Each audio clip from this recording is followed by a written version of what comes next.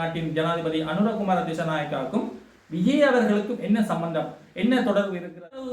சீமான் அவர்கள் தோல்வி விட்டாரா அல்லது அதே நேரத்தில் சில தேவையற்ற வார்த்தை பிரயோகங்கள், தேவையற்ற கருத்துக்களை வெளிவிட்டதன் விளைவுதான் ஜோசப் விஜய் ஆகிய நான் என்றவாறே சந்தர்ப்பத்தில் விஜய் மீது அதிகப்படியான விமர்சனங்கள் இருந்தது. காரணம் என்னவென்றால் வேறு மதத்தை சார்ந்தவர், வேறு சாதியை சார்ந்தவர் என்ற வகையில் அதிகப்படியான காரணம். மக்களுக்கு நான் என்ன செய்ய போகிறேன் என்பதை எப்பொழுதெல்லாம் நிரூபிக்க வேண்டும். அப்பொழுது சீமான் அவர்கள் வருங்காலத்தில் என்ன செய்ய வேண்டும் என்றால், எதிர்ப்பு அரசியலை குறைத்து தன்னுடைய கொள்கை அரசியலை மக்கள் மனதில் கொண்டு சேர்க்கக்கூடிய அவர் ஒரு ஹார்ட் ஒர்க் செஞ்சிருந்தார், ஆனால் ஸ்மார்ட் ஒர்க் செய்யல என்று. யாரா பொலிட்டிக்ஸ் சொந்தங்களுக்கு வணக்கம். இன்றைய தினம் முக்கியமாக விஜய் அவர்களுடைய பாரிய வெற்றிக்கு காரணம் என்ன? சீமான் அவர்கள் குறைந்த அளவு வாக்குவீதமான 4% வாக்குவீதம் தான் பெற்றிருக்கிறார். தமிழ் தேசிய அரசியலை தமிழ்நாட்டில் விதைப்பவர் யாருன்னு பார்த்தா சீமான் அவர்கள். அப்ப அவருக்கு ஏன் இவ்வாறு வாக்குவீதம் விழுந்திருக்கு என்பது தொடர்பான ஒரு சிறிய காணொலியாகவும் அதே நேரத்தில் அனுரகுமார திசாநாயக்க, இலங்கை நாட்டின் ஜனாதிபதி அனுரகுமார திசாநாயக்காவுக்கும் விஜய் அவர்களுக்கும் என்ன சம்பந்தம்,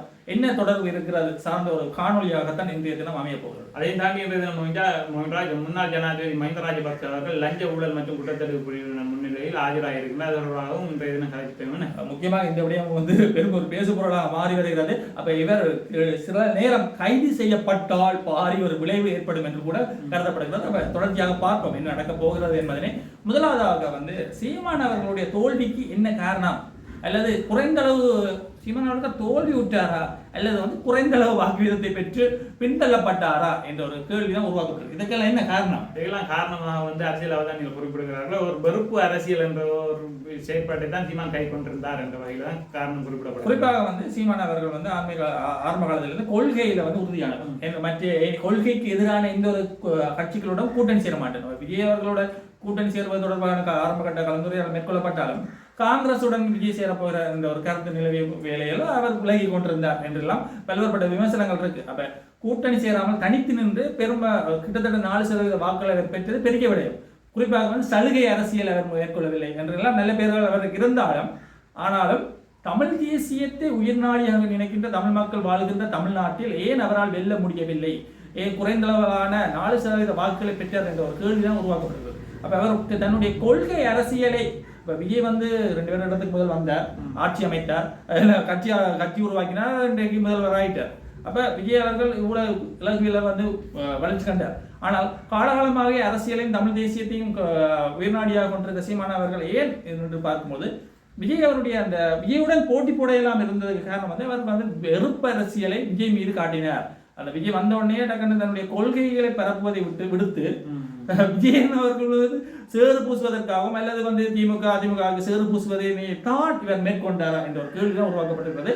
உண்மையிலே கொள்கையில் நிலையானவராக இருந்தாலும் மக்கள் மத்தியில தன்னுடைய கொள்கைகளை எடுத்துரைத்த அந்த தேர்தல் காலத்தில் எடுத்துரைத்ததை விட வெறுப்பு அரசியலை எடுத்துரைத்தார் என்றுதான் அவர் மீது ஒரு குற்றச்சாட்டு இருக்கிறது. இதே நேரத்தில் சீமான் அவர்களுடன் விஜய் அவர்களை ஒப்பிட்டு பார்க்கும்போது சீமான் அவர்கள் இப்படியான வெறுப்பு அரசியலை மேற்கொண்டு வந்திருந்த சந்தர்ப்பத்தில் விஜய் அவர்கள் என்ன செய்து கொண்டிருந்தார்? விஜய் அவர்கள் கட்சி மாநாடுகளை நடத்தினால் அது சார்ந்த விடயமாக பல விடயங்களை செய்து கொண்டிருந்தார். இப்படியான கட்சி மாநாடுகளை நடத்தின சந்தர்ப்பத்திலையும் சரி, அதற்கு முன்பான அவர் தனிப்பட்ட வாழ்க்கையை வைத்தும் சரி அதிகப்படியான விமர்சனங்கள் இருந்தது. விமர்சனங்களுக்கெல்லாம் அவர் செவிசாய்த்தாரா? இந்த விமர்சனங்களை அவர் தட்டி கழித்து விட மீதான இப்படியான விமர்சனங்கள் அங்கே வைத்தாலும் பரவாயில்லை, நான் மக்களுக்கானவன், மக்களுக்கு நான் என்ன செய்ய போகிறேன் என்பதை எப்பொழுதெல்லாம் நிரூபிக்க வேண்டும். அப்பொழுதுதான் நிரூபித்துக் கொண்டு வந்திருந்தார் பல மேடைகளில். அதே நேரத்தில் சீமானவர்கள் சீமானோட கட்சியை சார்ந்த சாட்டு போன்ற எல்லாருமே வெறுப்பரசியலை தான் காட்டியிருந்தார்கள். தன்னுடைய கடைசி இறுதி நேரத்தில் கூற வேண்டிய அந்த கொள்கை அரசியலை அவர்கள் சில இடங்களில் தவறு. அதே நேரத்தில் சில தேவையற்ற வார்த்தை பிரயோகங்கள், தேவையற்ற கருத்துக்களை வெளிவிட்டதன் விளைவுதான் நாம் தமிழர் கட்சி இவ்வாறான ஒரு குறைந்தளவு வாக்குவீதம் பெறுவதற்கு காரணமாக அமைந்திருக்கிறது. அதே நேரத்தில் விஜய் அவர்கள் அதை எவ்வாறு பார்த்திருக்காங்கன்னா ஒரு சலங்கை அரசியலை மேற்கொண்டார் என்று கூட தான் விஜயருடைய அரசியல். அதே நேரத்தில் விஜய் அவர்களுக்கு அந்த சினிமா மோகம், சினிமா என்ற அந்த அந்த பக்கவளம் இருந்திருந்தது, அது வேறு கதை. அப்ப அது எல்லாம் இருக்கும்போது விஜய் அவர்களை வெற்றி பெற்று அவர் தோல்வியடைந்தார். அப்ப சீமான் அவர்கள் வருங்காலத்தில் என்ன செய்ய வேண்டும் என்றால், எதிர்ப்பு அரசியலை குறைத்து தன்னுடைய கொள்கை அரசியலை மக்கள் மனதில் கொண்டு சேர்க்கக்கூடிய அவர் ஒரு ஹார்ட் ஒர்க் செஞ்சிருந்தார், ஆனால் ஸ்மார்ட் ஒர்க் செய்யல என்ற ஒரு மாதிரி தான் சீமான் அவர்கள் மீது ஒரு பாரிய ஒரு அழுத்தம் வந்திருக்கு. அப்ப இனி வருங்காலங்களில் நாம் தமிழர் கட்சி வெற்றி பெற வேண்டுமாக என்றால் எதிர்ப்பு அரசியலை குறைத்து கொள்கை அரசியலை அதிகமாக கதைத்து ஹார்ட் ஒர்க்கை விட ஸ்மார்ட் ஒர்க் செய்தால் நல்லா இருக்கும் என்று நாம் தமிழர் கட்சி ஆதரவாளர்கள் பல்வேறுபட்ட இடங்களை குறிப்பிட்டு வருகிறார்கள். தொடர்ச்சியாக பார்ப்போம் என்ன நடக்கப் போகிறது. அடுத்ததாக இன்னொரு முக்கியமான விடயம், அனுரகுமார திசாநாயக்கா அவர்களுக்கும் இளைய தளபதி விஜய் அவர்களுக்கும் என்ன சம்பந்தம் என்று அந்த விடயத்தில் நம்ம பார்க்கணும். அனுரகுமார திசாநாயக்கா அவர்கள் இலங்கை திருநாட்டின் ஜனாதிபதியாக வந்திருந்தார். அதே சந்தர்ப்பத்தில் விஜய் அவர்கள் இளைய விஜய் அவர்கள் முதலமைச்சராக வந்து இவர்களுக்கு இடையிலான வெற்றிக்கு இடையிலான என்ன தொடர்பு, இவர்களையும் திடீரென்ற மாதிரியே வெற்றி பெற்றிருந்தார். ஏன்னா அதிகப்படியான வாக்கு வீழ்ச்சியில் கடந்த காலங்களில் ஜனாதிபதி தேர்தலில் அனுரகுமார் திசாநாயக்க பின்தங்கிய நிலையிலே காணப்பட்டிருந்தார். இவரது திடீர் எழுச்சிக்கும் விஜய் அவர்கள் 2 ஆண்டுகளே கட்சி ஆரம்பித்து வந்து இவருடைய திடீர் எழுச்சிக்கும் என்ன சம்பந்தம் இருக்கின்றது என்ற வகையில் முதலாவதாக வந்து கால நேரம் என்ற ஒரு விடயம் காணப்படுகிறது. அனுரகுமார திசாநாயக்க ஆட்சிப்படம் வருவதற்கு முதல் வந்து அரங்கள போராட்டம் நடந்து பாரிய ஒரு எதிர்ப்பலைகள் வந்து யார் கடந்த கால அரசாங்கத்தின் மீது ஏற்படுது. அப்ப புதிய ஒரு மாற்று அரசியலாக யார் கொண்டு இருந்தார் என்றால் மாற்று இடமாக அனுரகுமார திசாநாயக்கருடைய கட்சி, அவருடைய கட்சிகள் தொடர்ச்சியாக பல்வேறுபட்ட கலவரம் அந்த கலவரம் வந்து தொடர்ச்சியாகவே கொள்கை நிலையா இருந்தார்கள். அப்ப மாற்று அரசியல் என்று பார்க்கும்போது யார் அப்ப இருக்கிற அரசாங்கத்தில் ஒரு வெறுப்புணர்ச்சி வந்தப்ப யார் அங்க மிஞ்சி இருக்கிற இவர்கள் இருந்தார்கள். அப்ப டக்கர் தூக்கி இவரை தூக்கி ஆட்சியில போட்டார்கள் இலங்கையில. அதே போலதான் திமுக அதிமுக மீது இருந்த வெறுப்பரசியல், வெறுப்பு மக்கள் மீது மக்கள் காட்டிய வெறுப்பின் விளைவு சீமான் இருந்தார். சீமான் அந்த நேரத்தில் சரியான முறையில் தன்னுடைய கொள்கைகளை மக்கள் மத்தியில் விதைக்காத விளைவும், அதே நேரத்தில் வந்து விஜயின் அவர்களுடைய அந்த சினிமா பாணியிலான அரசியல் நகர்வும் ஒன்றிணைந்து விஜய் அவர்களை மாற்றீடாக திமுக அதிமுக அதாவது குறிப்பாக திராவிட கழகங்களுக்கு மாற்றீடாக விஜயை கொண்டு வந்து இருத்தினார்கள். அப்ப இதுதான் அவர்களுக்கு இடையிலான ஒரு தொடர்பாக காணப்படுகிறது. அதே நேரத்தில் வந்து இவர்களுக்கு இடையிலான இன்னொரு முக்கியமான ஒரு விடயம், அப்ப அனுரகுமார திசாநாயக்காவையும் நாங்கள் விஜய் அவர்களையும் ஒப்பிட்டு பார்க்கல. அது ஏனென்றால் விஜய் அவர்கள் 2 வருஷத்துல கட்சி ஆரம்பித்தார், அந்த சினிமாவில் வந்தார், சமூக ஊடகங்கள்ல என்ன ஃபேமஸாக இருந்தார், அவர் ஆட்சிக்கு வந்தார். ஆனால் அனுரகுமார திசாநாயக்கா அப்படி இல்லை. சிறு வயதிலிருந்து கஷ்டப்பட்டு வளர்ந்து ஒரு உச்ச நிலைக்கு வந்தார்கள். கொள்கை அரசியலை நிலையாக இருந்தார்கள். பிறப்பிலிருந்து இறப்பு வரை கொள்கை என்ற மாதிரி அனுரகுமார திசாநாயக்கருடைய கட்சியும் அவருடைய தொண்டர்களும் அந்த கொள்கையில உறுதியானவர்கள், தங்களுடைய உறுதிப்பாட்டை நிலை நாட்டி கொஞ்சம் கொஞ்சமா வளர்ந்து வந்தார்கள். ஆனா இவர் 2 வருஷத்துல வந்தா முடிஞ்சார். அதை இன்னொரு விடயம் இருக்கு, அறுதி பெரும்பான்மை என்ற விடயத்துல இரு நபர்களுமே வந்து கொஞ்சம் சிரமப்பட்டிருந்தாங்க. அந்த ஜனாதிபதி தேர்தலில் வந்து சைதா இவரா இந்த மாதிரி எல்லாம் இருந்தது. அதே மாதிரி இவர் வெற்றி பாதையை நோக்கி வந்தால் 108 ஆசனங்களை பெற்றிருந்தாலும் முதல்வராவது கனவு வந்து கொஞ்சம் பின்தள்ளப்பட்டு தான் வந்திருந்தது. கூட்டணி இணைஞ்சுதான் இப்ப வந்திருக்கார். அப்ப இப்படியெல்லாம் பல்வேறுபட்ட விடயங்கள் இருந்தாலும் விஜய் அவர்கள் இனிவரும் காலங்களில் எவ்வாறான சவால்களை எதிர்நோக்க போகிறார் என்ற ஒரு கேள்விதான் இருக்கு. குறிப்பாக வந்து அவர் நிலையாக இருக்கணும் என்றால் கிட்டத்தட்ட 20-30 வருஷம் தான் ஆட்சி செய்யணும் என்றால் முதலாவதாக அவர் செய்ய வேண்டியது வந்து திமுகவை உடைக்க வேண்டும், திமுகவினை பலவீனப்படுத்தணும். அது விஜயால் இயலுமா என்ற ஒரு கேள்வி உருவாக்கப்பட்டிருக்கிறது. அவர் பலவீனப்படுத்தணும் என்றால் 2 விடயம் இருக்கு. ஒன்று வந்து இன்றைய மத்திய அரசாக காணப்படுற பாஜகவுடன் அவர் இணைந்து அவர்களுடைய ஆதரவை பெறணும். அதே நேரத்தில் வந்து திமுகவின் வெள்ளி அறிக்கை வெளியிட போறேன்னு சொல்லியிருந்தார். அந்த வெள்ளி அறிக்கையை வெளியிடணும். வெள்ளி அறிக்கையை வெளியிட்டால் என்ன பிரச்சனை இருக்கின்றால் அதற்கான காரணத்தை குறிப்பிடணும். அப்ப திமுகவின் ஆதரவு, திமுக முக்கியமாக கூட்டணியாக இருந்த காங்கிரஸ் மற்ற திருமாவளவன் போன்ற ஆதரவு அளித்துதான் விஜய் ஆட்சிப்பட மாதிரி இருக்கிறார். அப்ப அந்த வெள்ளி அறிக்கையை வெளியிட வலுக்கிட்டால் இந்த கூட்டணி விஜயுடன் கூட்டணி இணைந்திருக்கின்ற இந்த கட்சிகள் வந்து ஒரு அழுத்தத்தை தெரிவிக்கும், திமுகவுக்கு எதிராக செயற்படாதீர்கள். கடந்த காலம் திமுக உண்மையிலேயே ஒரு ஊழல் சக்தியாக நிறைந்து காணப்பட்டிருந்தா எந்த அனைவரால் குறிப்பிட விடயம் அந்த ஆட்சிக்கு இவர்களும் பங்காளிகளாக இருந்தார்கள் என்ற விடயத்துல வந்து இவர்களும் அந்த பாவம் படியை இவர்களும் சுமக்க நேரம். இவர்கள் இந்த ஒரு விஷயம் செய்யலாம். அதிமுகவின் குறிப்பாக அந்த தேர்தலுக்கு பிறகு வந்து அதிமுகவில் இருக்கிற பல எம்எல்ஏக்கள் வந்து தமிழக வெற்றி கழகத்துக்கு பாயக்கூடிய ஒரு சந்தர்ப்பம் இருக்கு. அப்ப ஒரு காலத்துல மோடியுடன் வேற ஏதாச்சும் முக்கியமான கலந்துரையாடல்கள் 2 நாள்ல வந்து கலந்துரையாடல் போறலாம், மோடியை சந்திக்க போறலாம். அப்ப அதுல வந்து சேர்ந்து அந்த அதிமுகவில் இருக்கிற சில உறுப்பினர்களை தன் பக்கம் ஈர்த்தால் அதுக்கு ஒரு மாற்றிடம் கிடைக்கலாம் என வாய்ப்புகள் இருக்கு. இப்படியான சந்தர்ப்பத்தில் நம்ம இன்னொரு விடயத்தை பார்க்கணும். விஜய் மீதான ஒரு திரைக்கவர்ச்சி என்றெல்லாம் குறிப்பிட்ட சந்தர்ப்பத்தில் வந்து விஜய் மீதான அதிகப்படியான விமர்சனங்கள் இருந்தது. காரணம் என்னவென்றால் வேறு மதத்தை சார்ந்தவர், வேறு சாதியை சார்ந்தவர் என்ற வகையில் அதிகப்படியான கருத்துக்கள் தெரிவிக்கப்பட்ட நிலையில, ஆனால் தமிழக மக்கள் நாங்கள் சாதி இன வேறுபாடு எல்லாத்தையும் கடந்தவர்கள், நாங்கள் வந்து சரியான தலைவர்களை தேடுவது உன்னிப்பாக காணப்படுகின்ற வகையில் தான் சாதி மத அரசியலை கடந்து விஜயை தெரிவு செய்திருக்கின்றனர் என்ற வகையில கருத்துக்கள் தெரிவிக்கப்படுகிறது. உண்மையிலேயே தமிழ்நாட்டை பொறுத்த வரைக்கும், இந்தியா பொறுத்த வரைக்கும் சாதியம் மதம் என்றது வந்து பெரும் ஒரு தலிதூக்குன்ற காரணியாக காணப்படுகிறது,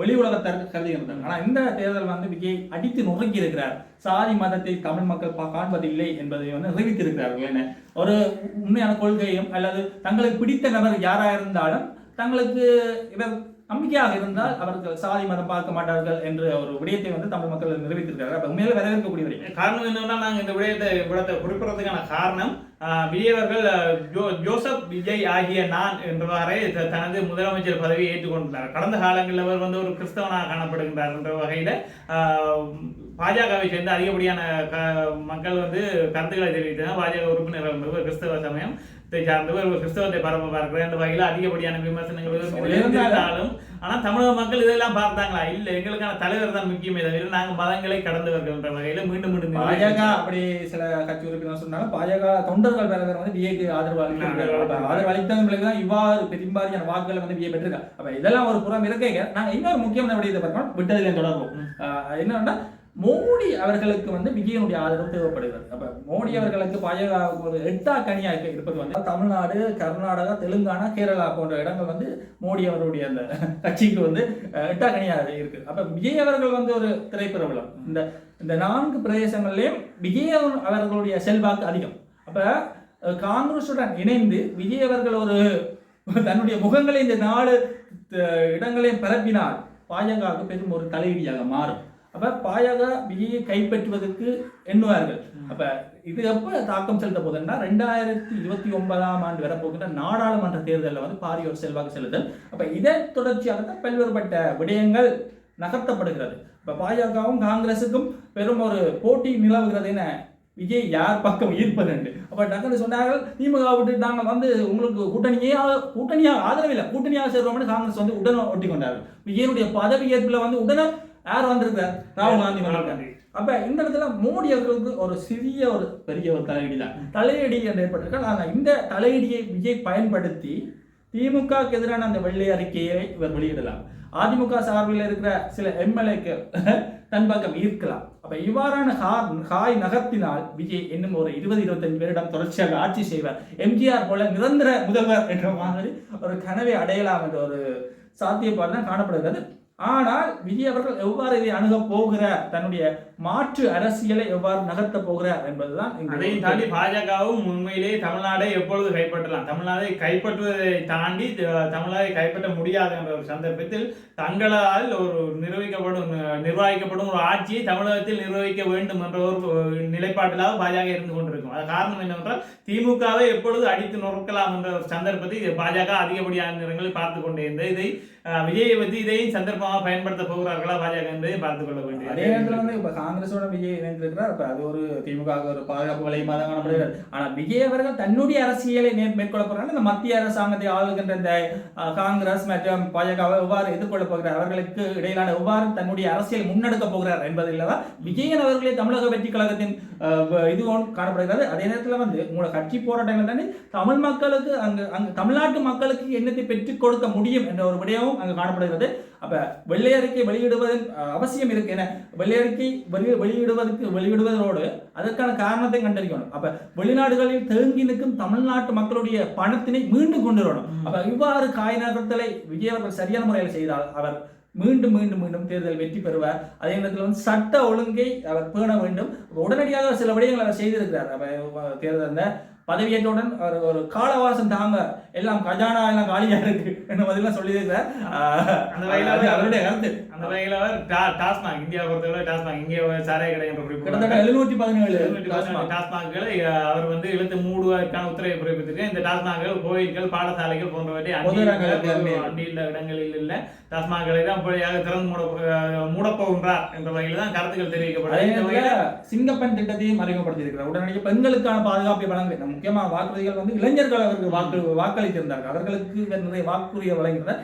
சட்ட ஒழுங்கை பேணுவேன், இந்த ரவுடித்தனம் அதில் இதில் ஒழிப்பேன். அப்ப சிங்கப்பெண் திட்டத்தையும் அவர் நடைமுறைப்படுத்தி இருக்கிறார். அதோட வந்து வெள்ளை அறிக்கை தொடர்பான விடயத்தையும் தான் வெளியிடுவேன் என்று சொல்லுகிறார். அப்ப தொடர்ச்சியாக பார்ப்போம் எவ்வாறு இந்த தமிழ்நாட்டு அரசியலை விஜயின் தமிழக வெற்றி கழகம் பயணிக்க போகிறது, இந்த காங்கிரஸ் மற்றும் பாஜக இடையில் என்னென்று இவர் சமாளிக்க போகிறார். அதே நேரத்தில் வந்து சட்ட ஒழுங்கை பாதுகாத்து மக்களுடைய அடிப்படை நிம்மதி, அடிப்படையோட ஒரு முக்கியமான ஒரு நிம்மதி, அந்த நிம்மதியான வாழ்க்கை விஜய் அவர்கள் எவ்வாறு கொடுக்க போகிறார் என்பதனை அடுத்ததாக இன்னொரு முக்கியமான விடயத்தை பார்க்க வேண்டும். அடுத்த இன்னொரு விடயத்தை பார்க்க வேண்டிய தேவையும் இருக்கும். அடுத்த மஹிந்த ராஜபக்ச அவர்கள் லஞ்ச ஊழல் மற்றும் குற்றத்தடுப்பு பிரிவினர் முன்னிலையில் இன்றைய தினம் ஆஜராகியிருக்கின்றார். அந்த வேளையில் அதிகப்படியான கொழும்பை சூழலே அதிகப்படியான சன நெரிசல் காணப்படுகின்றது. காரணம் என்னவென்றால் இவர் பொதுஜன பெரமுன அவர்கள் பெரமுன கட்சியினர் ஏற்கனவே குறிப்பிட்டது போல அதிகப்படியான மக்களை அங்கே திரளாக கூட்டியிருக்கிறார்கள். இவர் வந்து கைது செய்ய கூட்டியிருக்கிறார்கள் அதான் குறிப்பிடுறோம். கூட்டியிருக்க ஏற்கனவே சொல்லியிருந்தாங்க, நாங்கள் அதிகப்படியான மக்களை கூட்டுவோம் என்ற வகையில் இப்படியாக கூட்டியிருக்கிறார்கள். மீட்பதை பாதுகாப்போம், மீட்பதை தொட்டால் பெரிய பிரச்சனை நடக்கும் அவர்களுடைய கட்சி சார்ந்தவர்கள் சொல்லிக் கொண்டு வரார்கள். அதை நன்றி மஹிந்த ராஜபக்ச அவர்கள் கைது செய்யப்படுவாரா என்ற ஒரு அச்சமும் இந்த பொதுஜன பெரமுன கட்சி சார்பாக எழுந்திருக்கின்ற காரணம் என்னவென்றால் அவர்களே இந்த இதை எழுப்பியிருக்காங்க. இவர்கள் கைது செய்யப்பட்டால் நாங்கள் தீக்குளிப்போம் என்ற வகையிலும் கருத்துக்களை தெரிவித்திருக்கிறார்கள்.